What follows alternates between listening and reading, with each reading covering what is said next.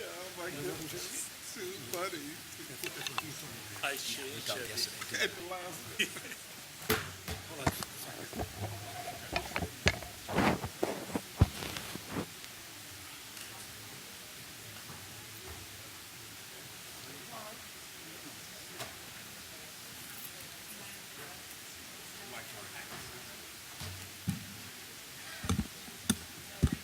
Okay, if everybody would please be seated, please silence your cell phones, and I have to do this every month. Just to remind everybody, board members, presenters, to speak clearly into their microphones, both for our court reporter and especially for our sign language interpreters who have their backs to the board, and therefore it is more difficult to get what you're saying into them, into the system. So just to remind everybody, I'm going to do it every month until it's so normal for all of us I don't have to do it anymore. So with that, I will stop talking. Chairman? All right, good morning. Good morning. Thanks, Greg. Before we start the Finance Committee, I wanted to just take a few minutes to welcome Pastor Bernard Jakes to the board. He was recently appointed by Governor Pritzker, and we're honored to have him. I had an opportunity, I think, a couple of weeks ago to speak with. He told me not to call him Reverend Jakes. He told me to call him Bernard. But we will refer to him as Director Jakes here on the board. But we're honored to have you again. Welcome. He has served on a number of boards. One, I know in higher education he's been involved in, not-for-profit boards he's been involved in. He's been involved in healthcare and safety policy making decisions. And so he brings a great deal of knowledge and service to the board. And again, we're honored to have him. And if you could you give him a CTA welcome?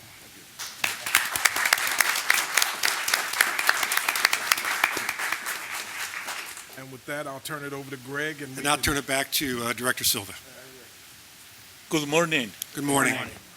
I would like to call to order the September 11, 2019 meeting of the Committee on Finance, Audit, and Budget.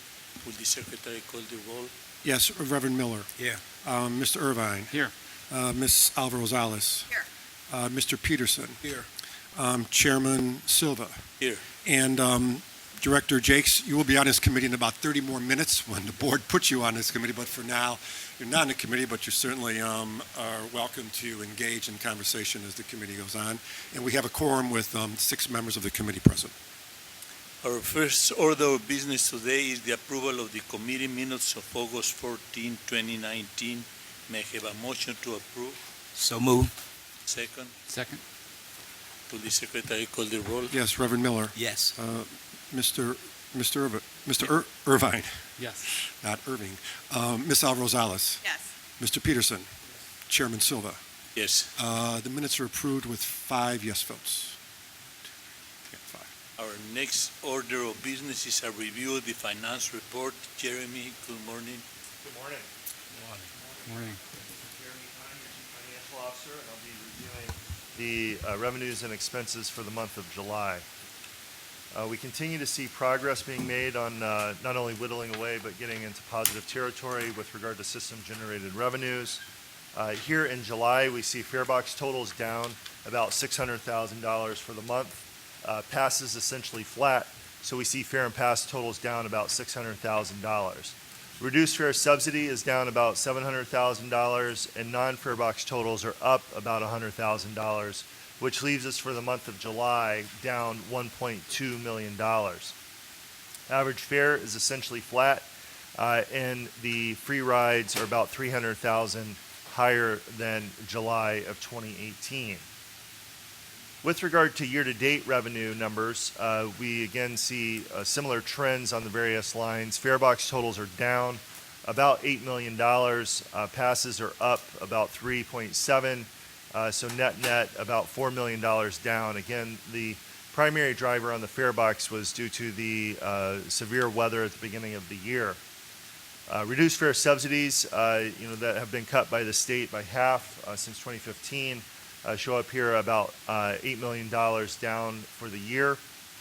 Non-farebox totals are up about $800,000, so that leaves us on a year-to-date basis for total revenue about $11 million down to budget.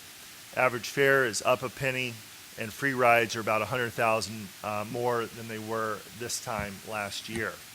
And as we'll see on the expense side of the house, we are more than offsetting the drag that we're seeing on the revenues for the month and for the year.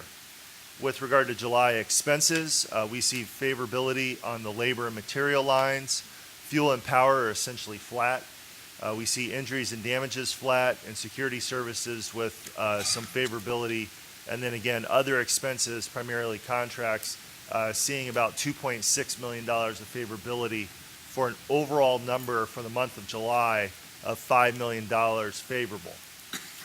This netted against the shortfall that we're seeing on the revenue side of the house leaves us about $3.8 million to the positive for the month of July.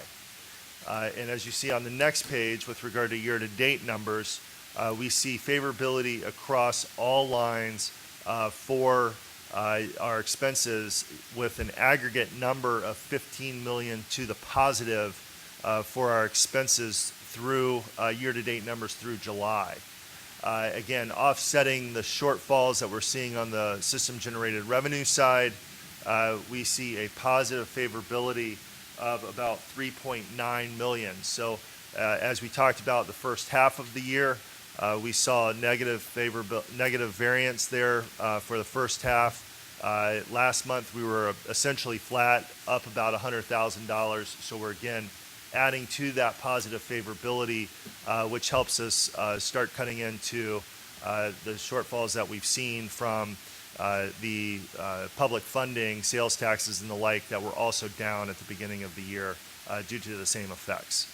So again, this is a good result in seeing about $3.8 million for the month and about 3.9 year-to-date for system-generated revenues and expenses. With regard to the three commodities that we purchased, fuel, power, and natural gas, we're fully locked in for where we want to be for 19 and 20. We're about 50% at the 2021 volume for fuel. We'll continue to make selective purchases on that commodity as prices remain very competitive and very low. Power, we're fully locked in for our needs through 2024. And as natural gas prices relax, we'll also be making future purchases for those forward years as well. So again, we're in good position so far with regard to the three commodities that we purchase. Any questions?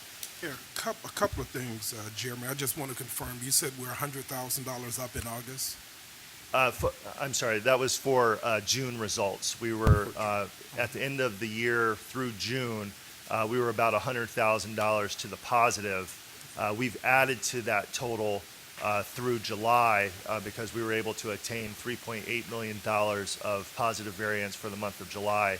So year to date now through July, we're $3.9 million positive. Pretty much always about 45 days behind in terms of, because today is the 11th of September, just in terms of August results. And the reason I raised the question, we're getting to the point of the year, the last 3 to 4 months of the year, where ridership kind of levels out. You don't have the big festivals. I know you guys got me the results with Lollapalooza. If you take a look at those, I don't have them yet for Bank of America, but ridership has been somewhat flat. So kind of going forward, do you kind of see that $1.2 million a year in revenue continuing throughout the next 4 months, especially in light of the fact that you're going to see, it looks like ridership kind of leveling out for the most part. So that's what I was just So we feel confident that we'll be able to continue on the trend that we have been on for the last several months of seeing positive variance through the coming months. That is a testament to the departments here at CTA continuing to work with us on tightening belts with regard to our expense lines. We do see in the fall, as students come back to school and as people come off of summer vacations, we do continue to see some positive momentum, in general ridership revenue. So again, we feel confident that we'll be able to continue the trend that we've seen here over the last several months.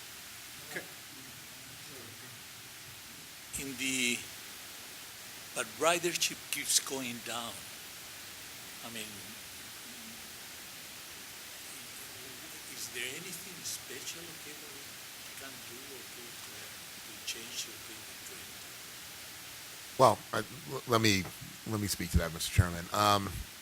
We continue to have ridership challenges, which is not a unique issue to CTA. It's basically an issue that's happening throughout the industry, and it's being driven by a lot of factors, including the impact of ride-hailing companies on cities like Chicago, a strong economy that has higher car ownership, low fuel prices. All of those are impacting our ridership numbers.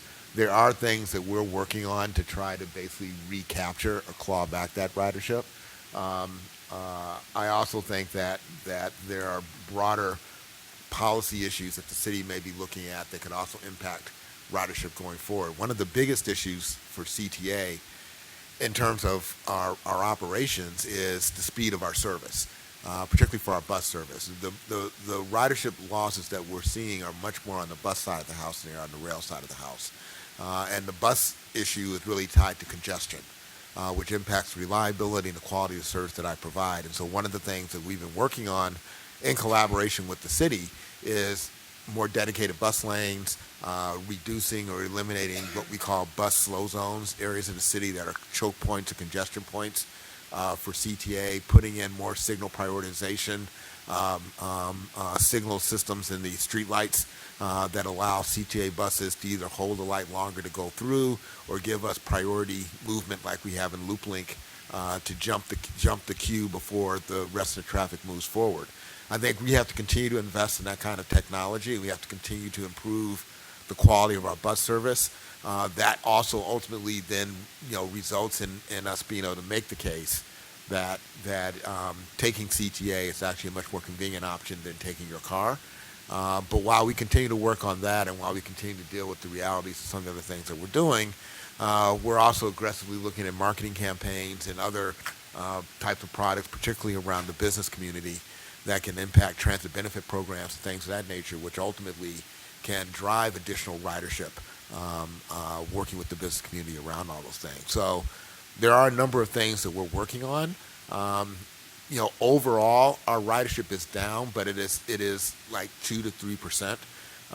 When you look at 1.5 million rides a day, it is a decrease, but it is not. We haven't gone off the cliff, so to speak. But obviously, from a budgetary standpoint, as we project out and forecast what our ridership is going to be and the revenue we generate from that, it puts pressure on our budget because we're not hitting our targets for what it is that we want to do.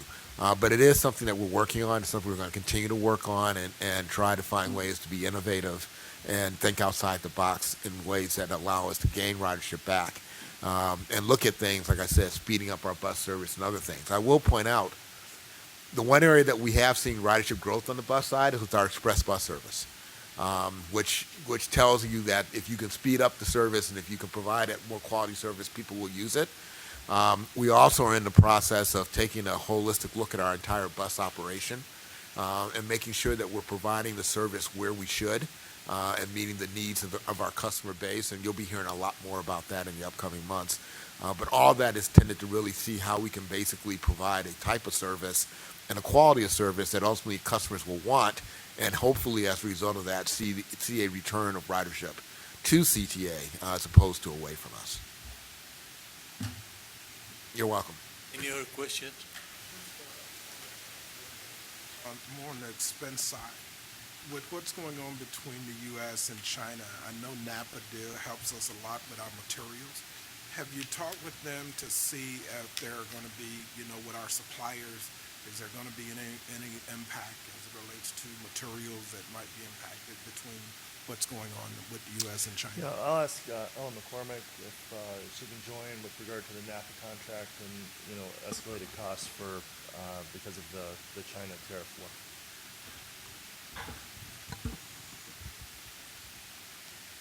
At this point, we have really not seen much of an impact. We have worked with our vendors, and NAPA is working very closely with them when they try to claim that there's going to be a rise in prices because of the tariffs. We make them document that to us, and so far it's been exceptionally minimal. So we haven't really run into issues with it. Well, I know some other companies too have just been, purchasing a little bit ahead of time. It's not like, they're not forecasting what's coming down the road. And I was just wondering, as we pay attention to it, for whatever the suppliers might be, materials might be, trying to say, look, if you know that they're going to add another cost onto this or another cost onto that, what are we doing to kind of be proactive to get the materials through the door before those penalties are levied against materials that we might be dependent upon? So NAPA currently has inventory of approximately 28 to 30 million in our warehouse. Okay. So they do buy ahead, especially for long lead items, but they are anticipating this, as is my staff. So we're looking for anything we buy from China, we're looking for other sources that we can procure from. And we're also beginning that now with the rail cars. We're looking to see if we can do and we will find a way to do a supply chain that can avoid China if necessary. So we're looking at our subparts, many of which are from different parts of Europe and so forth. But it is something that we're on top of. Mr. Chairman, I will mention, as Ms. McCormick just mentioned, the rail cars. There is an issue that we are monitoring very closely in Congress with regards to procurement of rail cars, and specific legislation that has suggested that federal funds will not be allowed to be used for the purchase of future rail cars. That legislation, which is in the appropriations bill for this upcoming year, would basically prevent companies like CRRC, who are our rail car manufacturer, from being able to pursue other contracts in the United States that are federally funded. It does not, and we've worked very hard to ensure that it does not impact CTA's contract. The original order, as well as the options, are all exempted out of this restriction. So the manufacturing plant that we have on the south side of the city will be continuing to gear up and to operate to produce the rail cars that we have expected to receive. But there is a question about what the long-term impact of this particular provision will have on their ability to continue to manufacture rail cars beyond our particular contract. And as you know, the manufacturing facility that they built on the south side is built in such a way to take on more capacity than would be required just for our rail car, and would obviously allow them to bring on even more jobs than the jobs that they've already identified as part of our contract. So we continue to work with Congress around this issue. It's not just CTA that's caught in this mess. It also involves MBTA, LA Metro, and SEPTA, all of whom have contracts that are impacted by this provision. But at this point in time, we do think that will have an impact, at least currently, on the opportunities for the company to pursue other railcar manufacturing contracts within the United States. Other questions? If there are no further questions, thank you, Jeremy. Our next order of business is the review of an ordinance authorizing an experimental University Pass, UPass, program agreement with City Colleges of Chicago for the fall 2019 and spring 2020 semesters. Jeremy. Good morning. I'm Jeremy Fine, your Chief Financial Officer, and before you today is an ordinance to authorize a pilot University Pass, known as the UPass program agreement, with City Colleges of Chicago for fall of 2019 and spring of 2020 semesters. In 2018, the CTA and City Colleges of Chicago agreed to implement an experimental program to include part-time students enrolled in 9 to 11 credit hours. In 2018, there were approximately 1,600 part-time City College students that received the UPass. City Colleges has expressed interest in continuing this experimental program into the 2019-2020 academic year, and the CTA believes that a second experimental program will provide data to be used in determining the feasibility of sustaining such a program on a permanent basis. Any questions? Is it anyone outside of city colleges that has reached out to us regarding some? We are talking to a couple of other folks with regard to a part-time experimental program. And if we are able to get to an agreement with those folks, we'll be bringing them back to the board in hopefully fairly short order, because we would like to see if there's different kind of models that work with regard to a part-time program for the UPass program at large. Is the program growing? So we have about 70 70 colleges and universities that participate in the program, with about 100,000 students on the full-time side. So that encompasses most of, if not all of the schools in the area. And so this is an opportunity for us to test out, and that the traditional UPass program is for full-time students only. This part-time program allows us to assess the feasibility of rolling out a similar type program to part-timers as well. So that's what this would potentially allow us to see growth through a part-time expansion of the program, but we need to figure out what the best model that would be used if we were to put this into long-term permanent status. Jeremy, if you look, are any of the other major cities with large transit agencies, Philadelphia, Boston, New York, do they have similar programs in place for part? So we really kind of headed off, kicked off a UPass type program across the country. Others have definitely replicated that program. On the full-time basis, folks are starting to dip their toe into part-time programs, but it's still kind of on the cutting edge within the industry. To give us an opportunity to go after a market that probably uses share a lot right now, right? So it helps us kind of make a dent there and begin to get them used to utilizing. Yeah, absolutely. I mean, it's really that latter point that's been kind of the hallmark of the UPass program, is we want to get people accustomed to riding the system as students, so then when they transition into the workforce, they're well adept at using the system, used to using the system, and just continue that trend as an employee when they finally get out of school. Any other questions? If there are no further questions, may I have you to place the last item on the omnibus for board approval? So moved. Second.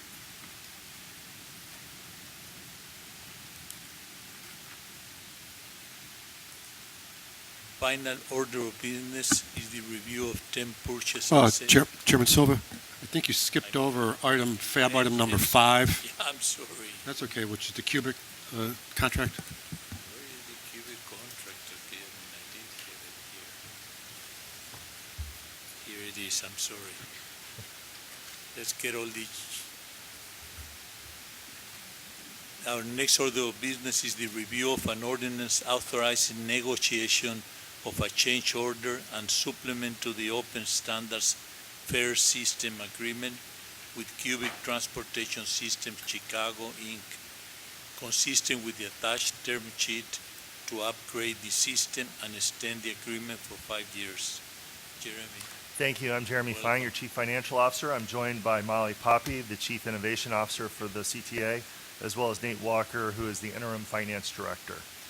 I'm here today to seek approval for an ordinance authorizing the Chicago Transit Authority to negotiate a fourth supplement and corresponding change order to the Open Standards Fare System Agreement between the CTA and Cubic Transportation System.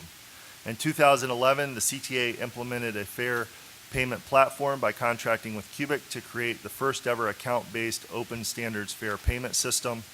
And through strategic enhancements to the software, hardware, operations, and maintenance by Cubic, we will establish the next generation fare system in Chicago.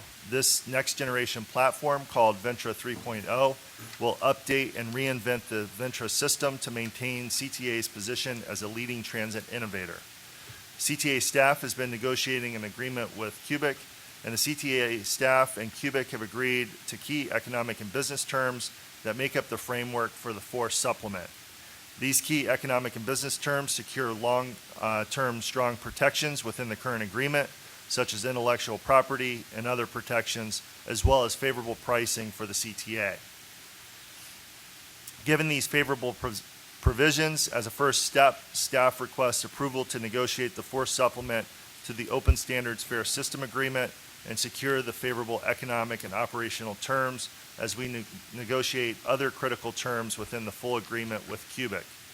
Following successful negotiations, staff will then return to the board for final approval of the change order in the Force Supplemental Agreement. Thank you, and be happy to answer any questions. Any questions? But I would like to have President Carter, I know it was shared with me in my briefing, and I think it's important that the board, rest of the board hears it. Lessons learned and what you've done to mitigate those lessons kind of going forward, because I think that is so important. About anyone who was in Chicago during the rollout of Ventra, we realize that some of the challenges that we had with our passengers, and we want to avoid those with Ventra 3.0. But again, there were some other things in the contract. Again, you've heard me mention this. I know the directors have about entering into an agreement where it becomes nothing more than annuity for life for these companies, and that we don't have the ability to bring anyone else in to tweak the system to provide our customers with the latest and greatest. And I know you shared with me some of the steps that you've taken kind of over the next 5 years in these negotiations to avoid some of those challenges.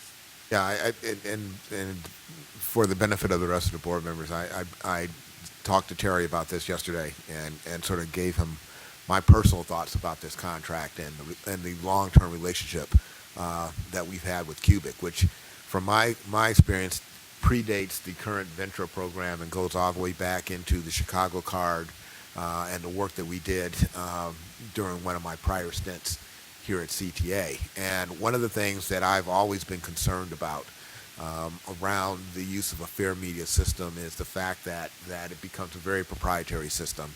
And as such, you are locked in to that particular vendor for all the products that you need around that system until you're prepared to, quite honestly, blow up your entire fare media system and start all over again. That, in fact, is what we did with Ventra 1.0. I was a part of the team that put together the original RFP for that procurement before I left CTA.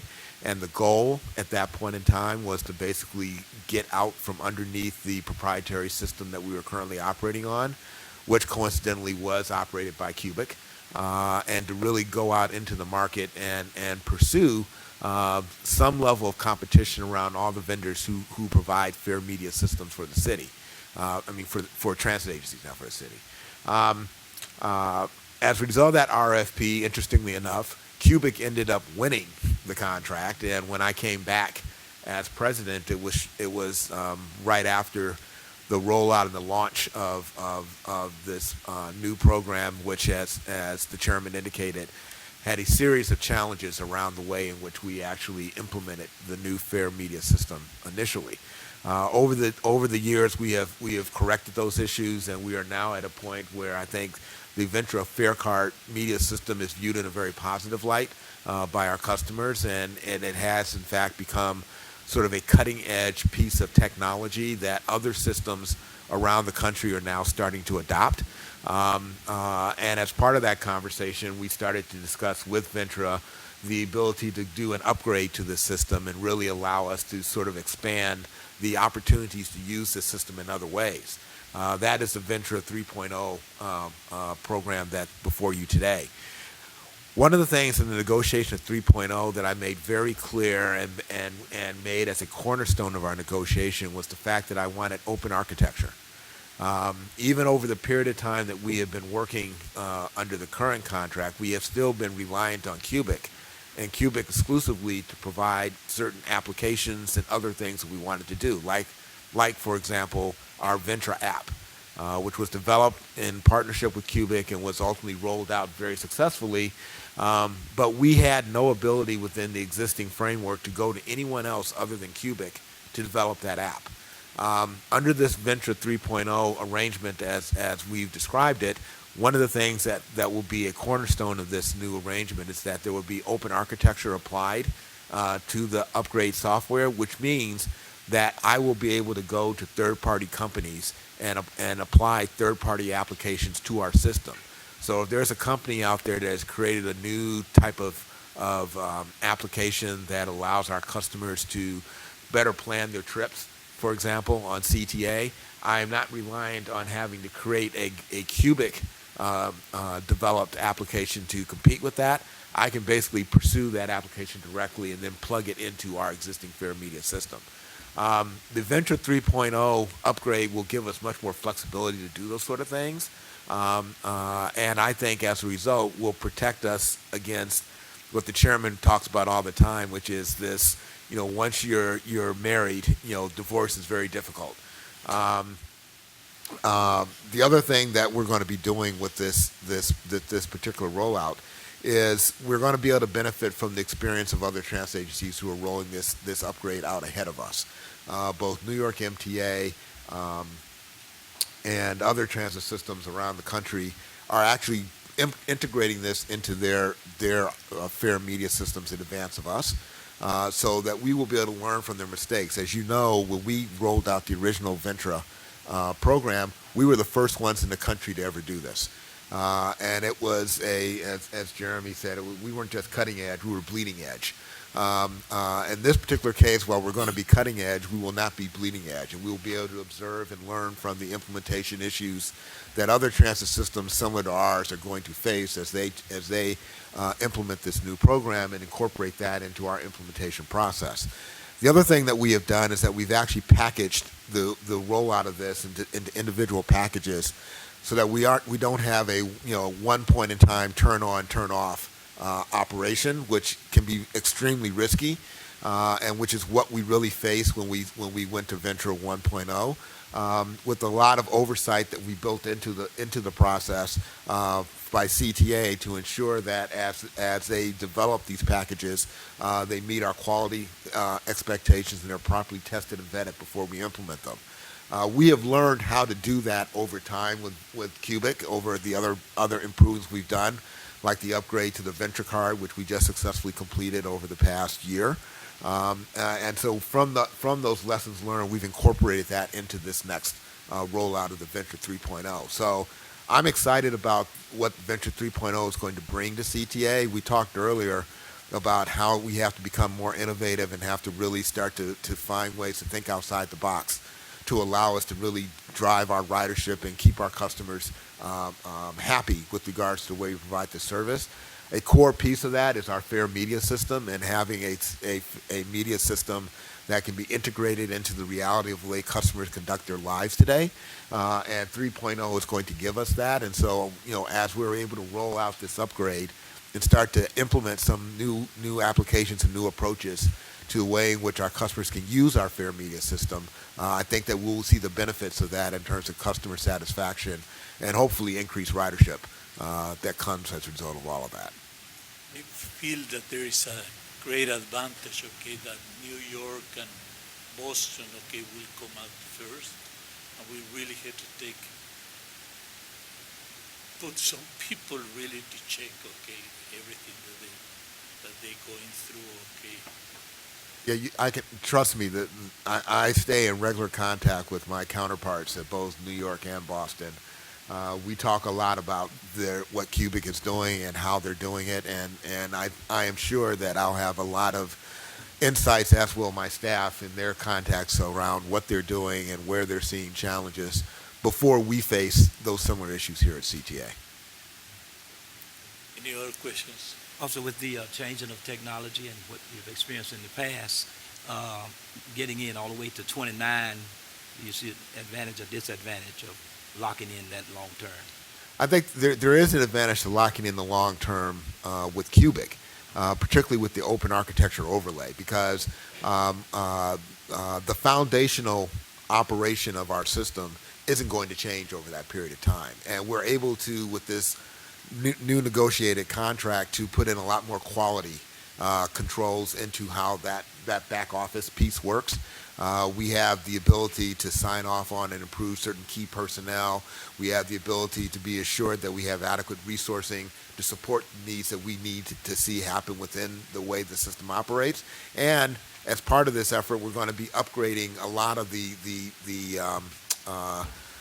equipment that operates our system with newer screens that provide, I think, better interactivity, less complicated process to do certain transactions and things of that nature, and really responsive to a lot of the things that we've heard from our customers about the challenges that they've had using our existing system as it exists today. That technology is not likely to change dramatically over the period of time that we're discussing this. But the fact that I do have this open architecture ability means that if there is something new that hits the market that we think is something we want to integrate into the way in which our system operates, we'll have the ability to do that with very favorable pricing that comes out of the long-term arrangement that we put in place. So I think it becomes a win-win situation for both CTA and for Cubic, and provides us with a strong foundation for the future to allow us to take advantage of opportunities as they arise going forward. So if I could mention just another backstop that's different this time around than last time. As opposed to doing 5 years with an option for another 5 years, there's single-year options. Yes. That's true. Okay. Technology is changing, and I think changing that to shorter 1 year, that holds their feet to the fire. Yes. It gives us the flexibility at any time after the first 5 years to call them on the carpet if things aren't going the way we think they should go. So that was another benefit. Again, I wanted to share that with the board because I thought that was a huge change, entering into these 10-year contracts, 5 with another 5. I think it puts us at a disadvantage when it comes to negotiating a lot of times because we are locked in for such long periods of time. I agree.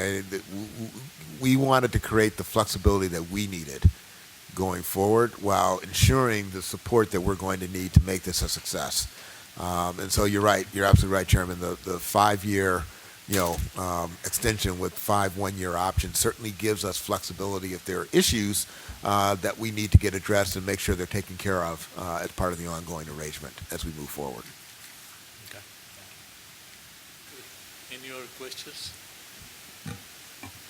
No questions, just kudos to the staff for all your hard work in this contract. I know this is a huge There one, are so no further thank you. questions. May I have need to place this item on the omnibus for board approval? So moved. I'll Second. Thank you, Jeremy. Thank you. Yes, good job. Our final order of business is the review of 10 purchase and sales award recommendations. Presenter Ellen McCormick and JP. First, we're going to start with contract number A1 and A2. Any questions?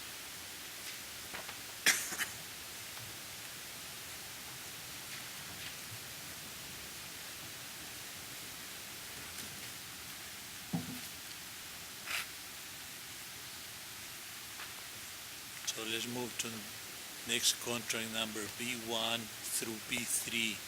Any questions?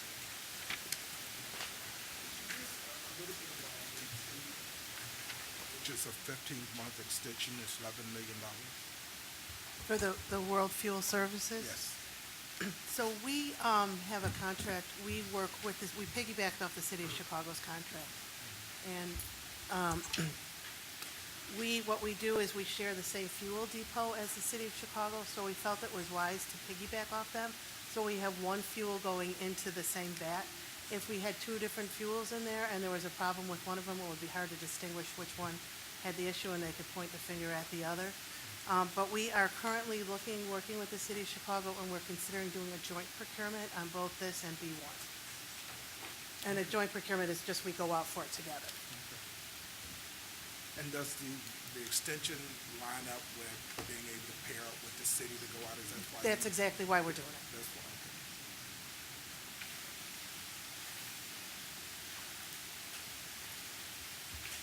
Let's move to contract F1. Any questions?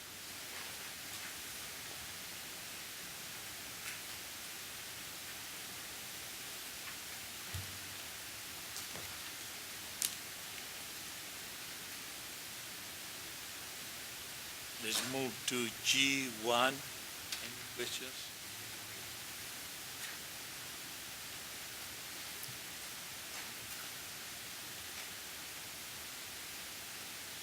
No questions today. Let's move to contract numbers I1 through I3. Chairman, I have a couple questions. Yes, go Um, ahead. On I-1 for multilingual connections, do they have experience procuring American Sign Language interpreters? American Sign Language? Yeah, that's interpreters? so their contract. They're going to provide translation services for RPM, including language interpretation, written documents, instant live translation, and American Sign Language interpreting. I'm just wondering if they have any experience procuring ASL interpreters. Good morning, Tammy Chase, Director of Communications for RPM. Yes, they do have that in RPM. They have experience with it. Great. Just want to confirm that. And then for the event management services, are there provisions in the contract regarding how they check the accessibility of venues for events?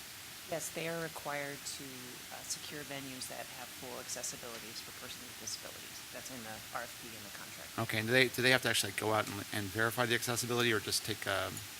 Yes, they have to do. verify it for us. Great.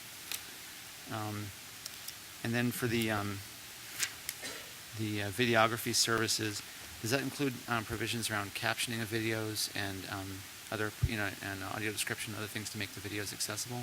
Yes, it does. Okay, great. Thank you. That's all the questions I have. Thank you.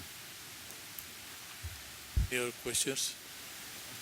Mr. Chairman, I just wanted to make a notation that you may recall as part of the RPM contract, as a part of our efforts to really sort of improve the opportunities for small businesses and DBEs to participate in certain aspects, we broke out a number of services that normally would just be packaged into a bigger contract. What you have in front of you today is the beginning of those contracts coming to the board for their approval. We have more that are still going through the solicitation process and will be coming to the board at a later date. But these are carve-outs that we specifically created to allow smaller businesses to benefit from this particular project and start to put in place opportunities for those businesses to pursue services as part of the project over the next 4 to 5 years.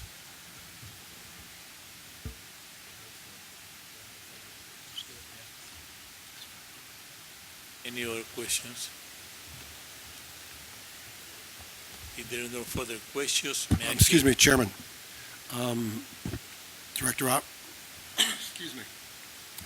Director Alvarez-Rosales Vice Chairman Alvarez-Rosales is going to need to recuse herself from F1. Is that correct, Arabelle? So do it with the omnibus, but we're going to pull F1 out of the omnibus and do a second Well, motion, yeah, because that's going to have to be voted on separately. So why don't we ask for a motion to approve all, I'm sorry, 'cause we have to do it right now with the contracts, because we have to get the contracts onto the omnibus. So So we need leave. F1 out. Yeah, we need leave to place all the contracts except F1 onto the omnibus, so let's do that. Do we have leave for that? Yes, Reverend Miller, Okay, and we will and second, Mr. Irvine? Yes. Yes, so we have leave to take F1 out of the omnibus, and everything else now is everything else is now in the omnibus except F1. Very good. So why don't we then, so we're okay with that, then why don't we just have a motion to approve F1 separately? Let's just do that. Second. Second, okay, this is just for F1. Reverend Miller? Yes. Mr. Irvine? Yes. Ms. Alvarez-Rosales? No, this is F1, so you want to abstain on this? Abstention for Ms. Alvarez-Rosales. Mr. Peterson? Chairman Silva? Yes. That motion to approve, to recommend board approval for F1 passes with 4 yes votes and 1 abstention. Okay, now we can just continue. So we will Now we need a motion to recommend board approval of the omnibus. We just put the contracts onto the omnibus. Now we need a motion to recommend board approval of the omnibus, which does not include F1. So moved, Mr. Irvine, So moved. seconded by Reverend Miller. So we're going to take a vote on that for the omnibus. Yes. Reverend Miller. Mr. Irvine. Yes. Ms. Rosales. Yes. Mr. Peterson. Chairman Silva. Yes. The recommendation of the omnibus to the board is approved with 4 yes votes, 1 abstention, and we've already recommended on separately F1, so we're all set now. So we just need to adjourn, Chairman Silva. Okay. Yes. We just need a motion to So, adjourn, sir. If there is no further business to come before this committee, may I have a motion to recommend board approval of the omnibus? Excuse me, Chairman, We already did. we've already done that, so all we need is a motion to adjourn, and we'll be fine. Okay. And finally, may I have a motion to adjourn? So moved. Second? All in favor, say aye. Aye. Great, we're done. Chairman, I need about 5 minutes to figure out what's going on with public comment.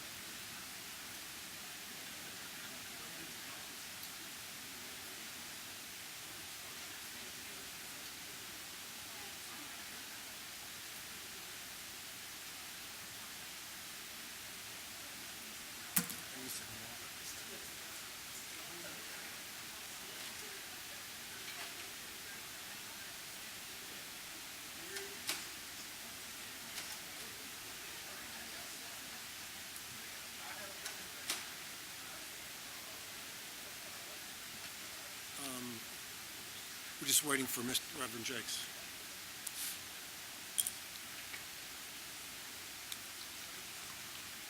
That order's out the window for public comment because half of them aren't here.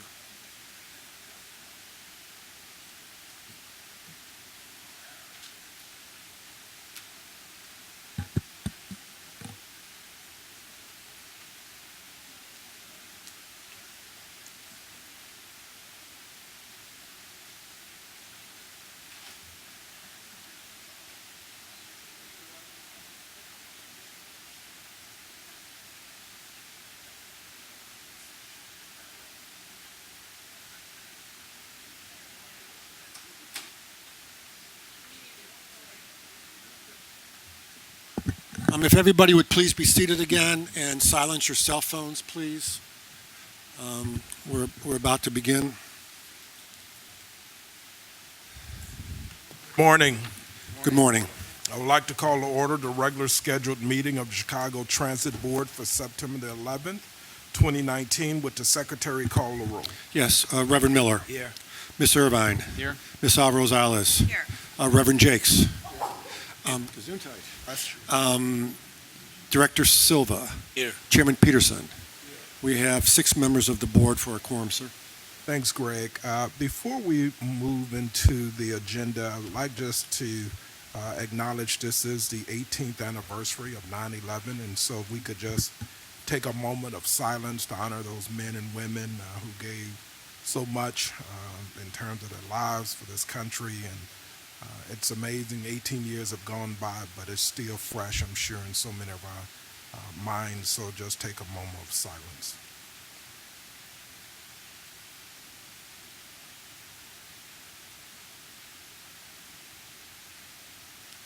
Thank you. The first order of business today is public comment. Greg? Yes, sir. We have 3 speakers who contacted me. I'm not sure they're all here, but I do believe that Mr. Israel is here, correct? Robert Israel? I thought he hasn't come back in yet. Again, I'll ask, is Dr. Ibrahim here?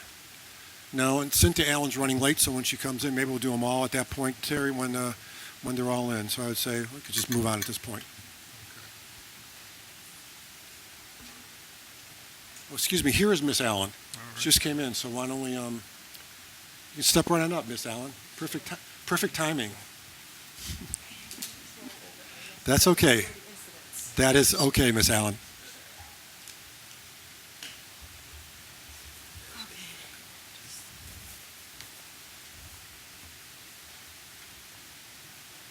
Would you like to wait a second, Miss Allen? Maybe Mr. Israel would like to go first, whichever.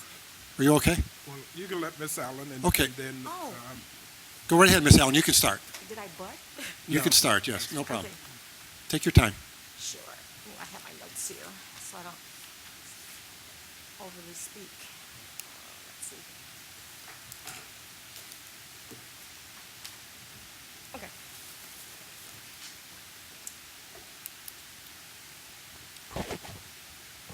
Well, I would like to say good morning good morning. to the board. And my presence here today is not to continue my critical concerns that I discussed on Wednesday, August the 14th, but one of compliments and praise for Mr. Mooney, the Chief Infrastructure Officer of the Chicago Transit Authority. And he definitely specializes in results. He doesn't just hear your outcry and posture and pretend like he's going to make it happen. He made it happen. I say that because 4 weeks ago today, after hearing my public outcry for the neglect of the Pulaski Blue Line station, Mr. Mooney immediately that day on the 14th went and investigated to see if it was based on exaggeration or based on facts. And he noticed that it was based on facts. He had the canopy beautified within, I want to say, 3 weeks tops. Had his craftsmanships out there, and they just scraped down the old paint from over 10, maybe 20 years ago, and just painted, and that's it. That was all. Therefore, in addition to that, whenever I would call him, as him being the infrastructure officer, he always picked up his phone. He never made any excuses. He always gave me updates, and I'm thoroughly impressed. And I told him that privately, and I want to make it publicly known as well. Hopefully in the near future, Mr. Mooney will continue to oversee the beautification of the Pulaski and Harrison Blue Line station platform. Number one, to see to it that the plexiglass is either power washed, but I understand it might turn gray or yellow because it's full of stains and filth, or they can find it to replace it along the ramp. Number two, he will oversee to it that the platform continues to get power washed due to the fact that I emphasized on August the 14th that some of the customers have a tendency to do urination. Now they took it to another level, I guess, from being insensitive to the hard work that's going put into the platform and regurgitating, which I thought was kind of hilarious. And number two, to see to it that once a week that the agents at that location of the Blue Line Plastic Road will mop it down every now and then. Not just wait until it piles up, but spot check it. And there you have it. I'm only here for praise for Chicago Transit Authority. Well, thank you again for coming back, and we're glad, and I got to give Dorval a lot of credit along with Bill Mooney, because for me, I always believe it starts at the top, meaning that Dorval was here to hear it, and I know Bill is here. I saw him a few minutes ago back there, and I want to thank him and his team who worked with him for following up, and again, thank you for coming back. I think the other three items, the plexiglass you mentioned, power washing the platform. Will continue, yes. And then having the staff not wait till things pile up, but kind of mopping down. So I'm sure Bob took note of, not Bob, but Bill took note of those three things. And again, thank you for coming back to the board and sharing the results of your meeting here before us about a little over 4 weeks ago. So. Excellent, exactly. And also, Mr. Peterson, if I may add one other thing, I know there's a budget, but I know this is the third quarter. Hopefully, there's money set aside in the third quarter to take care of the plexiglass, because I mean it's horrifying looking. Or if it can't be done in the third quarter, it can be done in the fourth quarter. I don't know how the budget looks. I don't see the numbers, but hopefully, something can continue to be done for that location. All right, Mr. Chairman. The plexiglass issue was brought to my attention last week, and I have asked our Chief Infrastructure Officer to give me an estimate on what the cost would be to pursue that type of a project, and then we'll determine based on that how we can move forward with it. And Dorval, just in case there are other stations where we have a similar issue, because you're right, that plexiglass over time, is there a have we looked into, are there new materials that could be used, or the plexiglass is still considered best in class in the industry? As long as, and I was riding the trains back in the 70s, so I don't know, they were using plexiglass back then. I just don't know if there's an upgrade of materials. Better for cleaning is what I'm thinking. I'm not aware of any, but I'll talk to my staff to see if there is some sort of upgrade that we can do that will certainly aesthetically provide a better overall solution. Clearly, if there is, we'll pursue that, and then I'll get an answer back to you. Yeah, and just maintenance going forward, because you're right, something remains in place for 10 years. It does tend to, just due to the elements and the climate in Chicago. And neglect. Yeah. It's like if you neglect your property, it will run down. So absolutely. Same thing with public areas of public transportation. If it's neglected, that's going to be the after effect. Absolutely. And it's going to be a huge financial cost to repair it. Absolutely. Thank you. Thank you. Mr. Israel?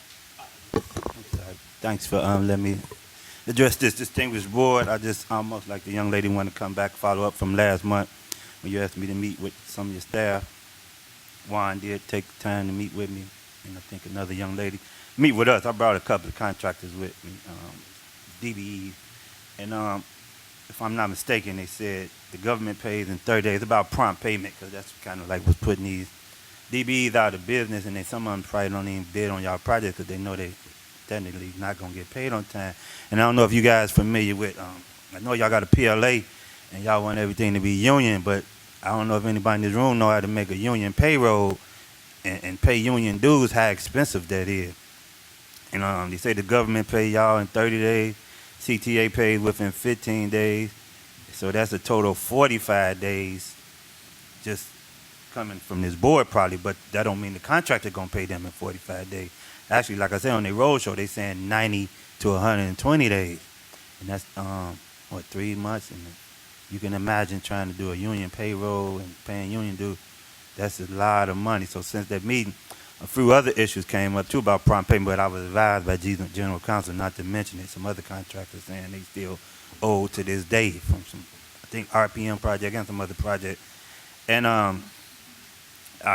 another issue came to my attention with the local one ironworker. I know you guys got a relationship with them, but it's a young lady on y'all team working with. I ain't gonna speak on that right now, but I would just like to keep the board aware of what's going on out there in the field, because I speak at a lot of these boards. You know that, as chairman, I go to Tollway, I go to CPA, CTA, and it seems like it's the same good old boy network of contractors. I'm gonna just keep it 100. It's just the same contractors, only 7, 8 of them in Chicago, and it's the same issues they have with. I know y'all got all these acronyms, ABC, MDB, but black contractors, they got an issue. They not getting paid, and they got a trail of contractors that's out of business because they not getting paid. And I'm just want to bring it to this attention. Y'all got $1 billion that Barack Obama left, and that's federal money, and they forcing people to be in the union. But that's another subject. I just want to tell you guys, thanks for listening to me. I'm going to keep following up, and I'm going to keep coming here once a month and until we get some results, because it's a lot of money coming down the pipe, and I just want to see some people in my community eating. If the Chinese get a contract, they're going to have Chinese. If Mexicans get a contract, they're going to have Mexican. If black contractors get contract, pray to God that they hire black people and stop some of this violence. And you know that's what I'm on, Mr. Chairman. All right, appreciate it. Thank you. All right. Thank you. Just last call for Dr. Ibrahim. She does not appear to be here, so that concludes our public comments portion today. And thank you both to both of our speakers today. Thank you. Thank you. All right, thanks, Greg. The next order of business today is the approval of the August 14, 29 board minutes. The minutes were previously distributed. Any comments? Hearing none, I will now entertain a motion to approve the minutes of the regular board meeting of August 14, 2019. So move. Second? And seconded, Reverend Miller. Yes. Mr. Irvine. Yes. Ms. Alvarez-Rosales. Yes. Reverend Jakes. Oh, I get to vote on You abstain? Yes. Yeah, fine. You can vote yes on it. That's fine. Mr. Silva. Yes. Chairman Peterson. Yes. That motion passes with 6 yes votes. Thanks, Greg. The next order of business is board matters. The ordinance was previously distributed. Board item number 4A, may I have a motion to approve an ordinance fixing the salary of Reverend Bernard Jakes as a temporary member of the Chicago Transit Board? So moved. Second? Moved and seconded. Reverend Miller. Yes. Mr. Irvine. Yes. Ms. Alvarez-Rosales. Yes. Reverend Jakes. Go abstain. You know, Reverend Jakes, it just dawned on me, since you weren't here in August, probably should abstain on those minutes as well. Exactly. So abstain on those minutes as well. So I reflect the vote. We reflect the vote for the minutes to 5 yes, 1 abstention. Abstaining on the motion in front of us, Director Silva. Yes. Chairman Peterson. Yes. That motion is approved with 5 yes votes. Thanks, Greg. For board item number 4B, may I now have a motion approving an ordinance appointing members and chairs to certain standing committees of the Chicago Transit Board? So moved? Second? Reverend Miller. Yes. Mr. Irvine. Yes. Ms. Alvarez-Rosales. Yes. Reverend Jakes. Yes. Mr. Silva. Yes. Chairman Peterson. Yes. That motion is approved with 6 yes votes. All right, thanks, Greg. Now, finally, board item number 4C, may I have a motion to approve a resolution changing the date of the January 2020 Transit Board meeting? But before you do a roll call, Greg, do we have a date? It's January 15th. It will be the 3rd Wednesday. Okay. So we're switching it from the 2nd Wednesday to 3rd Wednesday, so everybody's not mad at us for having work on New Year's Eve. Okay. So that's why it's January 15th. All right, so let me just, since we've got the date, a motion for board item number 4C, have a motion to approve a resolution changing the date of the January 2020 meeting to January the 15th Right. as our regular board meeting. So that's Right. the motion. Got it. So move. Second? Moving second and moving it to the 15th. Reverend Miller. Yes. Ms. Irvine. Yes. Ms. Alvarez. Yes. Reverend Jakes. Yes. Mr. Silva. Yes. Chairman Peterson. Yes. That motion is approved with 6 yes votes.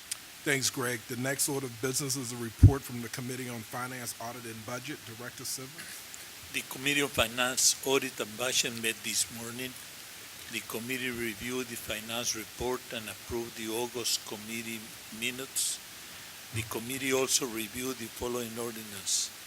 An ordinance authorizing an experimental university pass, UPass program agreement with City Colleges of Chicago for the fall 2019 and spring 2020 semesters. To approve an ordinance authorizing negotiation of a change order and supplement to the Open Standard Fare Systems agreement with Cubic Transportation System Chicago, consistent with the attached term sheet to upgrade the system and extend the agreement for 5 years. The committee also reviewed 10 purchase and sales award contracts. The committee approved all the ordinance and contracts, placed them all on the omnibus with the exception of F1, and recommend board approval of the omnibus. Thank you. Thank you, Director Silva. I now have a motion to approve the omnibus as stated by Director Silva. So moved. Second? And that's the omnibus without F1 in it. Yes. Reverend Miller. Yes. Mr. Irvine. Yes. Ms. Alvarez. Yes. Reverend Jakes. Yes. Mr. Silva. Yes. Chairman Peterson. Yes. That motion to approve the omnibus passes with 6 yes votes. Thanks, Greg. And now may I have a motion to approve item number F1? So moved. Second? No. This is F1. Yes. Reverend Miller. Yes. Mr. Irvine. Yes. You would be a good reverend, though. You would be. You would be. I'll take a field promotion.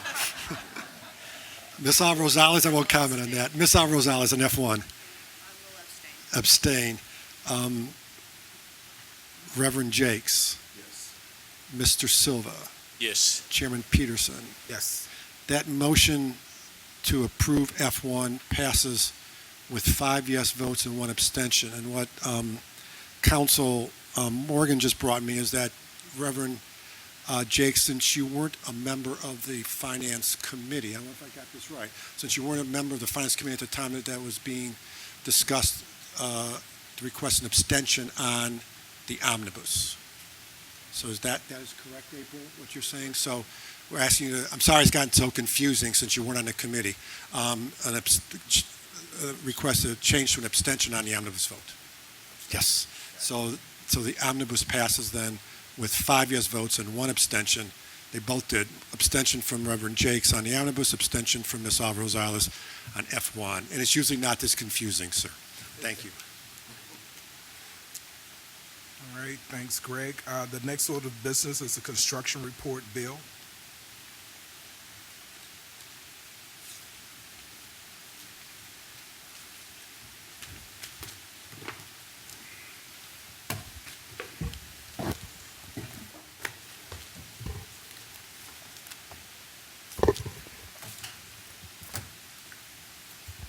Good morning. Bill Mooney, your Chief Infrastructure Officer, and with me today is Chris Buchel, your Chief RPM Officer.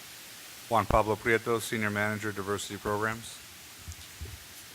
So the first update I'll be providing today is on our LME East Lake, Milwaukee, Illinois substation upgrade project. As I've been talking in the prior months, most of the activity stays focused at East Lake as we move towards commissioning of the heavy-duty industrial-grade electrical equipment that powers our system. The first picture here shows you some upgraded lighting in the facility that as we've been working around moving this equipment in stages, it allows us access to walls and lighting installations as well. So you'll see some interior finishes as we go about. And this next picture shows you the decommissioning of the rectifiers and transformers that ultimately convert the ComEd power into our 600 volt DC. So there's 4 what we call lineups, which are redundancies in these pieces of equipment. And last month I had showed you new rectifier lineup number 3 in the process of being commissioned. That lineup is online now, and so we are in the process of decommissioning rectifier lineups 2 and 3, the old ones, to make space for the new equipment coming in for replacement for lineups 2. So the project remains on schedule and within budget. Our next project is our Urinary Blue Signal project. The project remains on schedule and within budget, and this is our upgrade to the signal systems between Jefferson Park and O'Hare Terminal on the Blue Line. We continue moving forward with pre-activity work on weekend line cuts, mostly focused on installation of cabling, duct banks, and foundations for the future signal equipment installation in the upcoming year. In this first photo, we're removing what was the old communication hut that was based on the right-of-way. The communication services had actually been relocated into a new facility, and this is now being removed to make space for a new signal hut in the future. The next picture shows you the installation of new rail and supporting equipment in progress. A lot of the bags you see there are actually track equipment that's material that's being installed as part of this. The board had previously approved a change order to this contract to eliminate a series of slow zones on the O'Hare branch as part of our Fast Tracks program. And this is that work being completed. We eliminated slow zones at Nagel Curve in excess of 2,000 feet. And part of what's being reused on the right-of-way here are pedestals for existing signal houses that we have out there. The signal houses themselves will be replaced, but the structural elements have been refurbished to be able to reuse to save cost on the project. This is some of that steel work in progress at Nagel Relay House. This is an elevated relay house. It sits above track level. This next photo shows you at Harlem. I talked about that relocation, that communications hut, to make room for the eventual installation of a signal hut, and they're in the process on the left of installing the foundations for that future signal hut, and on the right you see at Foster a very similar installation with the actual concrete caissons poured for those foundations. My next project is our Lake Line and South Main Line track improvement project, which is part of our Fast Tracks program. We continued work under line cut number 4 since we were last briefed you. And here's some pictures from that work. On the first picture, you see a tie handler inserting ties on the track at Morgan Station. Those are new ties.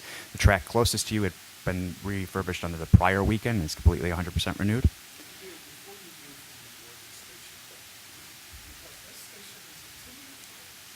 So when they built the station, Chairman, they did not renew the track with it. So the station was built around the physical infrastructure itself, and they did some very modest installations of ties just to accommodate some of the, we install in our stations what we call baby boards. There's some safety boards that we install at the edge of the track to the station. So if someone were to drop something, it wouldn't go below. So they did do some modest increases to make some space for those boards installation, but they didn't actually upgrade the full infrastructure as part of the project. It was solely focused on the installation of the station.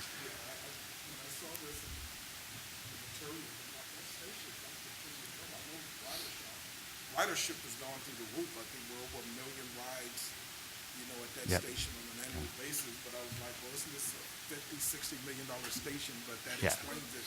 They kind of built a shell Yeah. or a station around the old infrastructure that was there in terms of. Unless we need to modify the track's footprint to accommodate for the station, generally speaking, the infrastructure itself doesn't get touched in these CDOT projects. So here's that new track being replaced. And the next shot shows you installing what work we talk about as gauge planking. So this is basically a footwalk that's in the center of the track, which becomes a working platform for the track maintenance employees and other employees that work on the right-of-way and have to do inspections and stuff. It allows them to do that a little more safely. My next project is our 95th and Terminal Improvement Project, which continues through its punch list items. I'll get you some pictures here. So this is on the pedestrian bridge. This is mirroring the red ribbon that's on the exterior of the station and the pedestrian bridge. It comes inside the bridge, and this is the final paneling that's in line with that red ribbon, wraps it around. You see it into the interior of the station as well, kind of ties all those architectural features together. And the second picture is the new reconfigured stairwell coming out of the north terminal, and they're installing what we call a windbreak wall along that stairwell. Here's some final surfacing work on 95th Street itself. I've shown you some other pictures about Lafayette and State Street being resurfaced in prior months. This is actually the bridge deck in progress. And here they are installing final topping coat on that new asphalt. And the final product there. They're in the process of commissioning, as of today, the escalator in the South Terminal, which is the last kind of major piece of work. We'll be providing you an update on next month. So my next project is our electric bus en route charger stations, which I had introduced last month. This is installing a series of high-speed rapid chargers to charge our electric buses at Navy Pier and our Chicago Austin bus turnaround, as well as high-speed chargers and slow depot chargers at our Chicago garage. Work is primarily focused at Chicago garage and Chicago Austin. They're preparing at Chicago garage to install the first of the slow depot chargers in the upcoming weeks. And at Chicago Austin, they continue installation of the substation we're building there to charge the fast charging chargers. And here's a picture of the footings that ultimately hold these masts for these chargers. So these are big cantilevered masts that will hang out over the bus turnaround that ultimately the bus mates up with when it parks and kind of goes up to charge into. So they have a pretty deep foundation to handle kind of the weight of that mast, as well as a duct bank that comes up through that foundation. So. I've got a question, and this is probably one for communications as well. Track repair. Track repair should also increase the speed of our trains, because I was just thinking about when we did from Chinatown to 95th Street. In terms of just, this gets back to how do we bring ridership, how do we do better marketing. This allows our buses to be more environmental friendly, just like all of that. I mean, there are two things that I think we've talked about today, again, as our own marketing tool, whether through social media or putting it out. You know, I gotta believe with doing track repair, and I don't think there's a board meeting where you don't talk about it. I've gotta believe that as a result of all of that, we're increasing the speed of our train on certain lines. It should, at least that's what I'm saying. And then you got something like this.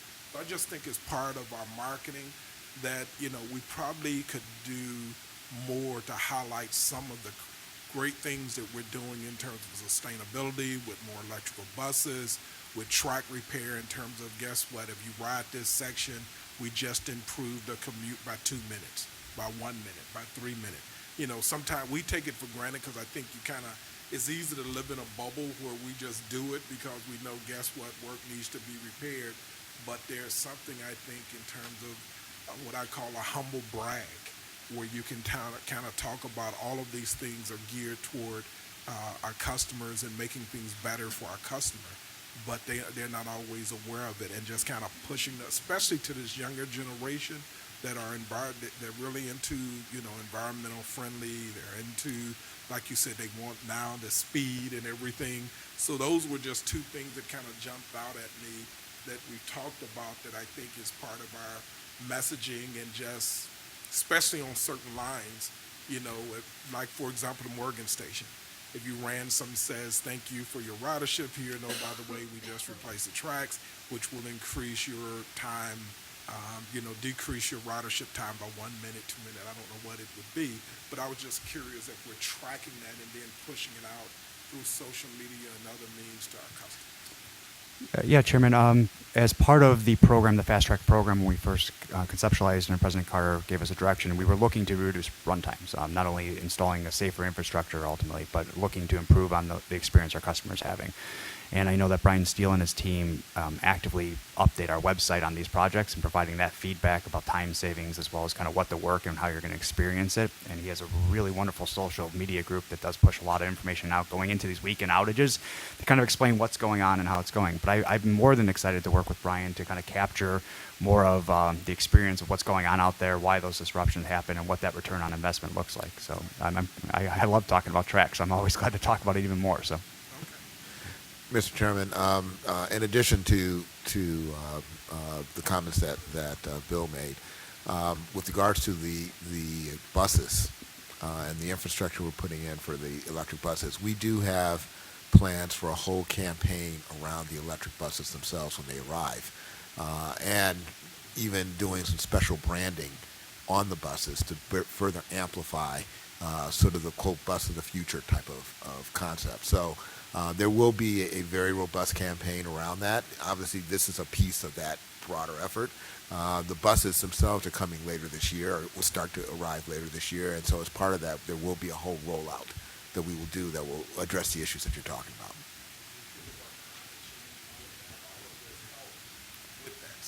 Yes. Yeah, absolutely. So. My next project I wanted to provide you an update on is actually a new project for presentation to the board. This is our $39 million renovation of the Grand Chicago and Division's Blue Line stations. It has a construction contract value of just about $30 million with FH Passion. It's a design-build contract. Designer of record is Mueller & Mueller. This was approved by the board about a year ago. For the last year or so, it has been focused predominantly on design of these stations and the facility, as well as the first kind of leg of construction was we advanced the rehabilitation of the escalator at Grand Station using in-house forces. It had failed shortly before the project got launched, and the project included a renovation of that, but the most apt way to get it back in service fast was to use in-house forces. This will have a series of weekend station closures to facilitate the work, as well as a sequenced closures of stairwells. Many of these subway stations have multiple stairwell entrances, so one will be closed for a period of time while they renovate that area and then move on to the next one. They've started the activities on site at Chicago with the first of those stairwell closures. They're doing predominantly demolition of the existing infrastructure in there, tile, flooring, topping slabs, rehabilitation of the stairwells themselves. In the upcoming months, you'll start to see some of the finished product rolling out with this. They have a series of weekend single tracks enclosures that facilitate platform level work and allow the movement of material for them to do other work around here. And kind of here's the finished demolition of that hallway and kind of what it looks like on the other side.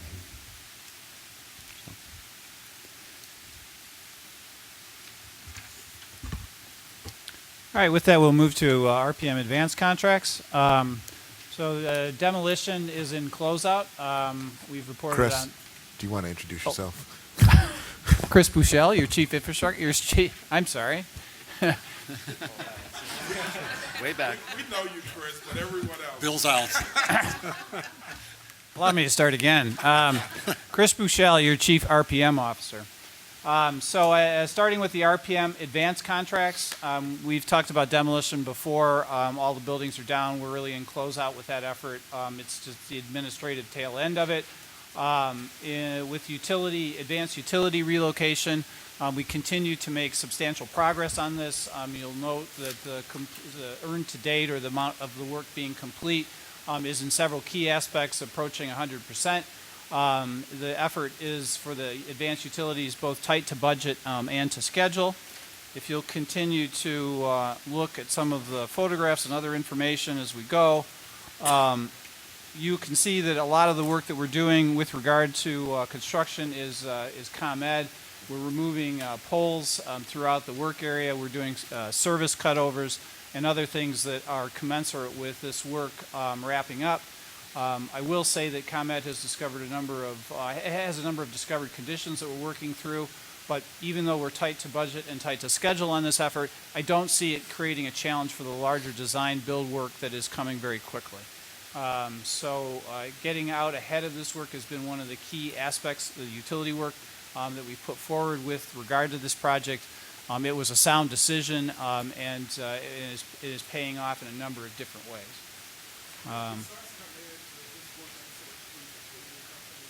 Yeah.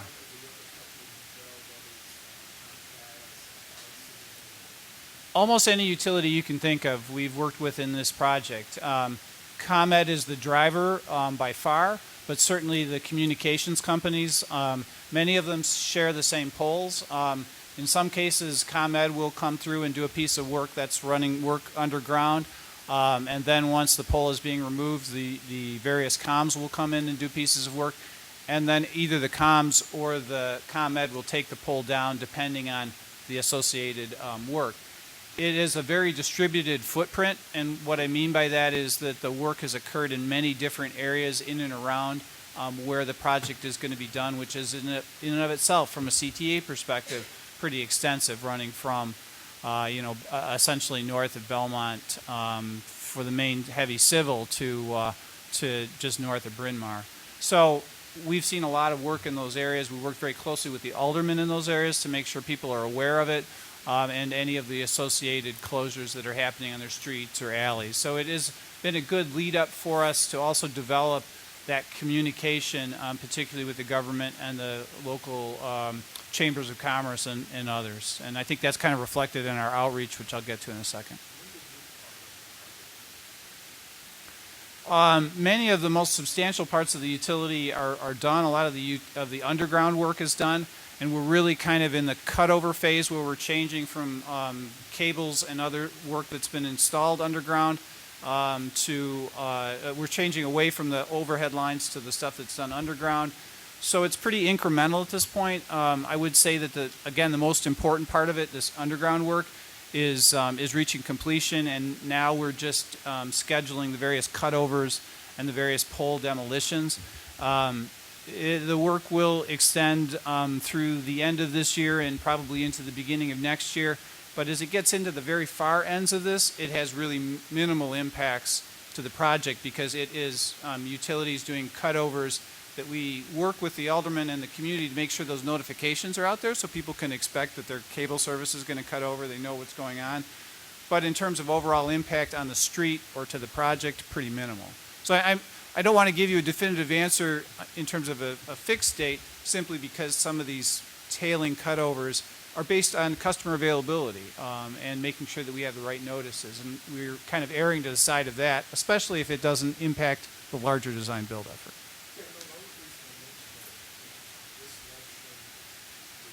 Mm-hmm. Right.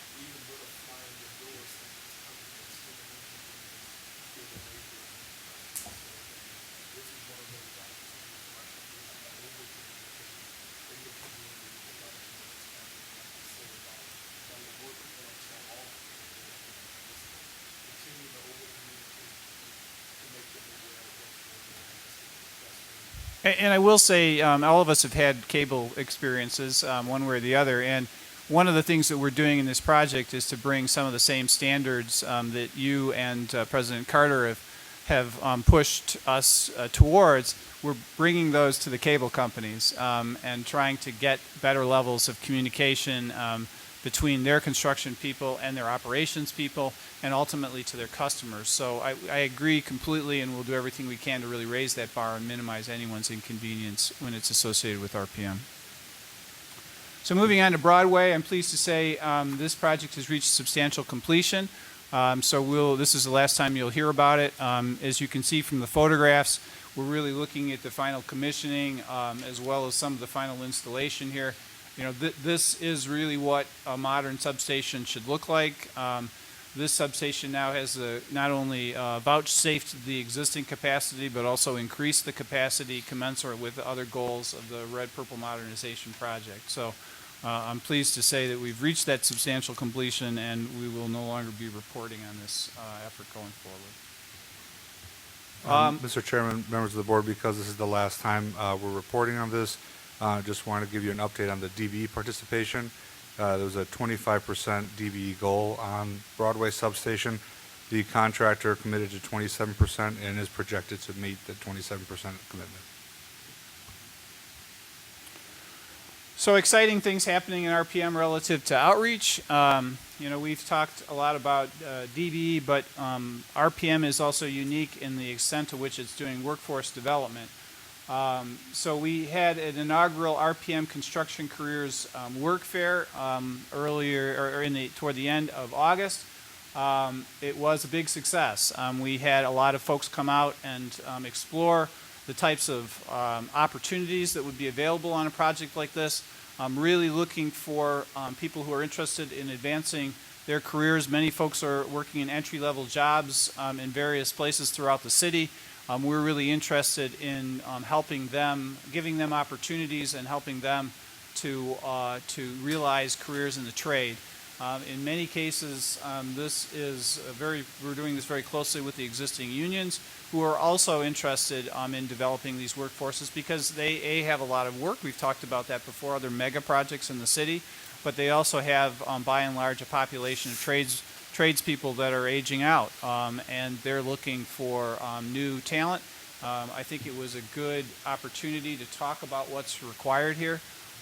And you know, following your lead, Chairman Peterson, we use this opportunity to push this information out to various local news sources. You will find a packet in your information that talks about some of those. In addition, a favorable story we recently had in the Tribune about the rollout of this project in the bypass area. So I hope that that shows that we're responding to your input and moving this agenda forward. Mr. Chairman, before we leave this slide, I want to also thank Pastor Miller for providing the location for us to hold this event at his community center. The pastor was there and participated in the event with me, and I think we were both very impressed with the turnout that we saw for it. The other thing I wanted to make sure we mention is that this is the first of 4 community outreach efforts that are going to be happening between now and the end of the year. The others will be scheduled in other parts of the city so that we can be sure that we're really getting into the communities that we want to be sure are aware of these opportunities and really start to develop the pipeline that we're going to need to do this project as well as many of the other mega projects that Chris mentioned that are happening within the city outside of us. As you may recall, a big part of our developing RPM has been the conversation around the fact that RPM is not just going to benefit the north side of the city where the construction is going to occur, but it's also going to benefit other parts of the city in terms of jobs that we can create, the opportunities that we're going to create for that. So this is really the beginning of that interaction with the community to put them in a position to be able to pursue these jobs. And as one part of a much larger effort that Chris and his staff have been working on to make sure that we're partnering with the appropriate workforce agencies and doing the other things that we need to do with the unions, including working with financial capacity people like LISC and others to make sure that we address a lot of what we know are the challenges that not only individuals face but also small companies and DBs are going to face on a large project of this nature that's going to go over a number of years. So I've been very pleased with the preliminary work on all of this. We're going to continue to keep the board informed as we move forward with other events to give you an update on the progress and the status and the feedback that we're getting from that. And then obviously as we start to build up a workforce and start to provide actual job opportunities, we'll keep you informed on how that is progressing in terms of the opportunities we're creating and the people who are benefiting from it. So some of those events may be listed a little more granularly here that reflect our various output on community. That really is informing the community around the construction site of various elements of construction that will start in the fall. That's particularly in the bypass area is probably our focus, although we are continuing to socialize the project and to give information in the section to the north between Wilson and Bryn Mawr, talking to those communities not only about utilities but also about the construction that will start up there as well. And then workforce development, you've heard about the inaugural event, but other things that are happening here. And then the SBDB end of things, continuing to promote that and the rolling opportunities that are occurring as the result of that. The contractor is bidding various elements of the work. We're working very closely with Juan Pablo and our diversity group to make sure that we have as much opportunity available to our DB contractors associated with that effort, and that they should stay engaged with the process, because if they don't see an opportunity now, these opportunities will continue to unfold as the project goes. So it is an interesting effort, and to reflect Dorval's leadership in this, we continue to look at both of these elements and roll out a number of innovative programs that are commensurate with a project of this size and length that offers us some unique opportunities. Thanks, Chris and Bill and Juan. Any questions for Bill, Chris, or Juan? All right. Well, thank you. Thanks to all the staff for all the work. Today, so many presentations, and thank you for all the hard work that everybody does. One of the things I did mention yesterday when I was talking to somebody from the staff is the ROI, as we look at it, of community development, economic development within the communities. One of the other things, and you may track it now, is hopefully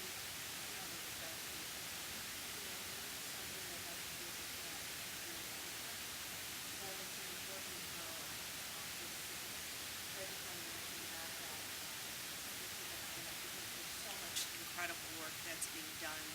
I think it really enhances, obviously, transportation, but it would be logical that it would have a long-term impact on our great to track that. We may be doing that, but that we include that in our numbers. Thank you. I did hear about your comment, and I have asked my staff to see what data we can pull based on the prior projects we've done, and to also to start tracking that as something that we can sort of report to you on. As you know, crime is a very complicated conversation that has many elements that impact it, but I would agree with you that there is, whether it's transit or whether it's retail or whether it's residential, when you make developments in communities that have been underserved, you do see those kind of benefits coming out of it, and we certainly expect with projects like the ones that Chris is undertaking and things like 95th Street, which will be a great opportunity to see what happens in the community as a result of the work we do there, particularly as we move forward with our transit-oriented development opportunity with the property around 95th Street that we're going to be engaging the community in, to see what impacts that has on those kind of issues. So I think it's a interesting point of discussion, and yes, we will follow up on that. I think it's just a comment that the work that we're doing with regards to networking and reaching out is really empowering the community to be a part of the future project. So thanks for that work. I think it's very important. Thank you. I know one of the things that the chairman and I have emphasized as we've talked about this project is exactly that point about how we view this as an opportunity for the community. And it certainly feeds into the broader message that I've tried to convey about CTA, which is that we're more than just moving people. We're about connecting with communities and serving those communities. And so with this project, and also I think as we roll out our next capital program, with the new capital funding that we got, we're going to have a lot of opportunities to leverage and amplify that message. And I'll be looking for creative ways in which we can support that as we move forward over the next 5 years. Thank you. The next the next agenda item is new business, and I'd like to just take a few moments to recognize the passing of someone I consider a friend, but was also Marka Bristow, who was a disability rights advocate and pioneer. I met Marka, and let me just sort of take a few minutes. I've been in public service now for almost 30 years. And being in this position, you get a chance to meet a lot of people. But very seldom do you meet someone who impacts you. Most people come into your lives for a season. You go through high school, elementary school, but very seldom you will be able to count on one hand the number of people who will impact your life when you meet them. I first met Marka in 2002. Might have been 2001. I was a CEO for Chicago Housing Authority, and we were just getting ready to get started on the $1.5 billion plan for transformation. And she had written a letter saying that she didn't feel as though the voices of the disability community was being heard, so I was invited to go on WTTW with her to talk about the plan for transformation. And Marka lit into me like nobody's business. I told her, I said, this is my first time meeting you. I'm like, I said I was going to do all of those things, but that was Marka. I mean, she didn't back up, and we went on to become great friends, and I talked with her, and I had the opportunity in my current capacity at Rush. She served on the Government and Communities Affairs Committee at Rush, and so I had an opportunity to report out every quarter. I can go on, but I'll give you, if ever there was a person that you should know about, you really should go back. I think the New York Times did an incredible article on her and her legacy, things that you will take for granted. When you're walking down the street, and you see those cutouts with those little bumps, that's Marka. If you go to the hospital and you see bathroom doors that now swing both ways, that's Marka. If you in a hospital bed and you see the hangers that allow you to pull yourself up, that's Marka. I mean, I can go on and on with examples. One of the things that I would say that I didn't realize until I started working in healthcare, Marka just didn't represent the disability community. She represented everyone. And let me tell you something that I didn't think of. one of the things as you get older, and I've just had a big birthday in January, you're going to have a disability or limitation. I recall I had 20/20 vision, but now I have to wear glasses. I think about as you get older, again, it's one of those things where a lot of the things that Marka was fighting for, you might not need them in your 30s, 40s, 50s, or 60s. But if God bless you to continue to live, you will need a lot of the things. So people always talk about she was a disability advocate and a pioneer. But if you think about her work, she represented everyone. You might not be at that stage in your life to appreciate her work, but if you keep living, you'll look back. So she's really someone, if you get a chance to read the article, she helped write the Disability Act under the Clinton administration. It was a result of her serving on the board of Rush, that we have someone dedicated to do absolutely nothing, and that is Kevin, but work with the disability community for jobs, working at Rush. Her position was people with disabilities should be able to work in any position. They shouldn't be limited to being a guest service rep or being in this position. They can work in law, they can work in finance, they can work. So again, I think a lot of times, again, if there was ever a person that I can look back on that really opened my eyes, changed my outlook on things, and as I get older, I've come more and more to appreciate her. So I just wanted to take a few minutes to acknowledge her passing. She was a friend. I'm so thankful I had an opportunity to meet her, because what she was fighting for with CHA, she said, if you're going to spend over $1.5 billion, people with disabilities should have access to all housing types. Because at first we're like, okay, you can have access to the first floor units. No, she said, no, I don't care if it's first floor, second floor, third floor. We should have access to all unit types. Shouldn't be just 1 bedrooms, 2 bedrooms, 3 bedrooms. And you go back and you think about it. At the time, you look and think, why, it was the right thing to do. But she was ahead of her time. She was way ahead of her time in terms of her vision and her foresight, and she will be sorely missed. The good news is she has a lot of disciples. She has a lot of disciples, and Access Living is one of the best organizations around. And so I just, again, wanted to take a few minutes and acknowledge the passing of someone that I'm honored to be able to say that became a good friend of mine. And again, she will be sorely missed. Kevin? Marka's loss this past weekend hit me very hard. She was a dear friend for over 20 years, a mentor, a supporter, someone I could always turn to for career advice or strategy ideas, learn more about disability rights advocacy. So it's very personal. And Tom Harkin was talking about Marka the other day on NewsHour, and he really nailed it, which is that she's a real unique individual. And I think Marka was a true original. There are not many people like Marka in the world.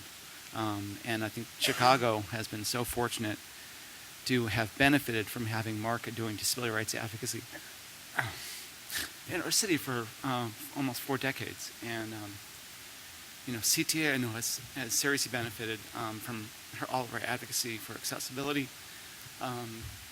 And Marka was someone that she did get to tables of power and influence. And one thing that was really important to her was when she got in a position of power, she looked, who isn't there? And who else can we bring there? And who do we have in the pipeline to replace me when I'm not on here anymore? And what other places can we get people, move people up? She mentored just countless disability rights activists and advocates. And the seat I'm in now on the CTA board came from Jim Charlton, Access Living's program director, appointed by Mayor Harold Washington in the middle of intense fights over lifts on buses at CTA. Jack Catlin and Harry Chandler, who also held this seat, both of them also served as board chairs at Access Living. I served on the Access Living board for 6 years. And Marka's influence and fingerprints are just everywhere in this city and everywhere throughout the CTA. Um, and so, I mean, what Marka knew, and she helped write the ADA, but she knew that just because you get a law passed does not mean that your work is over. Implementation of that law, enforcement of that law is so critical. And Marka really had she was fierce. And when she wanted to let you know that she thought you weren't doing something right, there was no one tougher. But she had the biggest heart in the world. A sense of humor. A sense of humor. And so I'm just, it's a huge loss. And people came from all over the world to Access Living because they saw what she'd built at Access Living, and they came to tour Access Living. I mean, it was actually a hardship for the staff at Access Living because there were so many people coming from, all around the country and all around the world, and they had to keep setting up tours and throughout Access Living. And all those people that came here came to Chicago, and they saw curb ramps everywhere. They saw accessible CTA buses and trains that they could use, and how smoothly it worked, and learned that it was a result of intense advocacy and commitment from all the folks at CTA. And this is going to be a hard one to swallow. But thank you very much. And I really appreciate Chairman Peterson and President Carter for the press release that you sent out yesterday honoring Marka. And it means a lot to all of us who loved her and worked with her. Thanks. Mr. Chairman, I also have known Marka a very long time, and you probably could see that my understanding of disability rights started with Marka, and this goes back to the late 1980s when I was a young staff attorney who had just joined CTA and got assigned to a little-known case called Kent Jones versus CTA. That was an administrative complaint before the Illinois Department of Human Rights, basically alleging that CTA had violated the human rights of disabled individuals by not providing accessible bus service, but also by providing inferior paratransit service during that time. And I was the attorney, the internal staff attorney who was assigned to that case, and had the opportunity to hear Marka testify at the hearing, which was the first time I had ever met her. And I can tell you that her testimony was powerful. She talked about how she had become disabled, and she talked about the challenges that she had gone from being an able-bodied person to being a disabled individual, and how she had worked hard to overcome those challenges. She talked about her life, which was a very full life in spite of that disability. And then she talked about transportation. She talked about waiting for the bus that would never arrive. It was probably one of the most powerful pieces of testimony that was given in that case. And I would point out that this was before ADA was even thought about. And as a result of her testimony, along with many others, the state of Illinois determined that transportation and access to transportation and the failure to provide that access was a violation of human rights, and directed CTA to begin the process of improving its paratransit service and putting lifts on buses. I have had the opportunity to work with just about every one of the persons you mentioned, Kevin, who has worked on this board, who continued that advocacy. And there's no question that one of her greatest legacies as it exists today is the fact that CTA bus fleet is 100% accessible, and the vast majority of our rail stations are accessible. The other legacy that she created was in a young attorney who believes very strongly in civil rights and who found himself in his opinion, sitting on the wrong side of an argument, which you can imagine was very difficult for someone who graduated from Howard Law School and had basically, worked in the shadows of Thurgood Marshall and others. But out of that experience, I was able to rise to the point where I became the head of this agency. And as you know, all of you know, one of the first things that I did as head of this agency was put in place the All-Station Accessibility Plan, which was the first plan of its kind of any legacy transit system to commit to full accessibility of all of our rail stations. And I announced that in front of Marca at a celebration for the anniversary of the passage of the Americans with Disability Act as my tribute, quite honestly, to her. She not only influenced transportation in very direct and significant ways, but she also influenced people. And not just disabled people, but able-bodied people. And as you indicated in your experience with her, I walked away from my engagement with her with a newfound sense of obligation and respect that has carried me throughout my entire career. So I will miss her tremendously. CTA, I want to stand as a legacy of her advocacy. I am proud to have been a part of the group of people, the thousands of people, the hundreds of thousands of people who have been influenced by what she did. And her legacy will last way beyond any of us. And for that, we should all be thankful.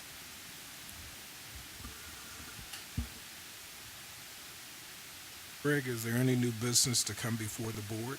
No, but I would like to say, just to follow on what I think was probably just an oversight, besides Jack and Jim and Harry sitting in that chair and yourself, not to forget the one female, Karen Disher, who was there for probably about, when I got here 21 years ago, Karen Disher was on the board, and as Dora will certainly remember, is a very, very strong advocate. So I heard all the men's names list. I'm sure it was just, I thought. I was thinking Connection Access Living.